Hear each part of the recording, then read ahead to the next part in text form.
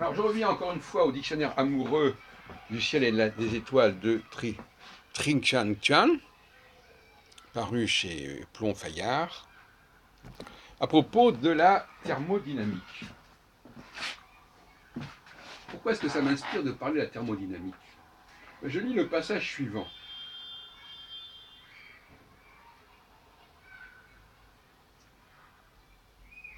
Il parle d'un château en ruine, il parle d'un morceau de glace qui fond sous la chaleur du soleil,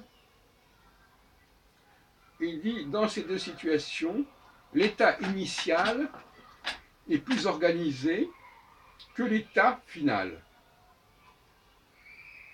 Le morceau de glace, avec sa structure cristalline, est plus ordonné que la nappe d'eau qui en résulte après que la glace a fondu. L'organisation du château, au temps de sa splendeur, dépasse de loin celle du tas de pierres informes qu'il est devenu. C'est l'idée de l'augmentation inéluctable du désordre de l'univers, etc., etc. Alors, pourquoi est-ce que ça m'inspire? Parce que moi, dans mon domaine de recherche, qui consiste à restituer l'état originel des savoirs et des règles du jeu, eh bien, je suis parfaitement en phase avec cette loi, cette deuxième loi de la thermodynamique, que l'on observe au niveau de l'univers, mais qui existe également dans tout ce qui nous entoure. Les religions se détériorent, les savoirs se détériorent, les langues se détériorent. Et la transmission fait que les choses perdent leur cohérence, perdent leur structure de départ. Il y a ceux qui disent qu'au contraire, plus le temps passe et plus les choses aboutissent à quelque chose de cohérent. Hein, ils parlent de la fin des temps, où la vérité sera à la fin. Ils pensent à l'idée, n'est-ce pas, des choses qu'au départ, au contraire, au départ, elles sont embryonnaires, et puis à la fin, elles vont enfin éclore et s'épanouir.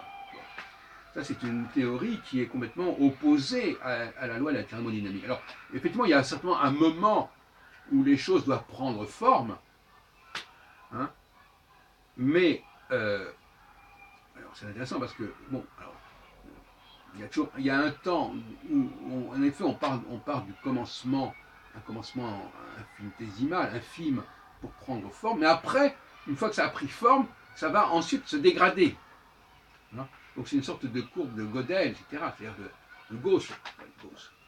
Et, bon, alors finalement, effectivement, moi ce qui m'intéresse, c'est à la fois la formation, effectivement, et la dégradation. Mais j'ai toujours pensé, par exemple, qu'en linguistique, j'ai beaucoup discuté en linguistique, parce que j'ai fait des travaux de l'université à ce sujet, retrouver la cohérence initiale d'une langue et montrer que cette langue, elle s'est détériorée, elle s'est corrompue. Et ou que, je ne sais pas, ou que dans, par exemple, la Bible, l'Ancien Testament, il s'est corrompu. Il y a des choses qui ont été interpolées, des choses qui ont été évacuées, qui se sont perdues, qui se sont rajoutées, etc. Donc moi, je suis en plein dans cette problématique de la thermodynamique, mais pas au niveau du fonctionnement de l'univers, mais tout simplement au niveau de la fonctionnement de notre civilisation, de notre société, de nos religions, de nos langues, de nos savoirs. L'astrologie, par exemple, s'est énormément dégradée. Alors il y a ceux qui font une sorte de fuite en avant, en disant ben oui, on va rajouter ceci, on va rajouter cela. Au lieu d'essayer de restituer la cohérence d'origine, on va rajouter par-dessus.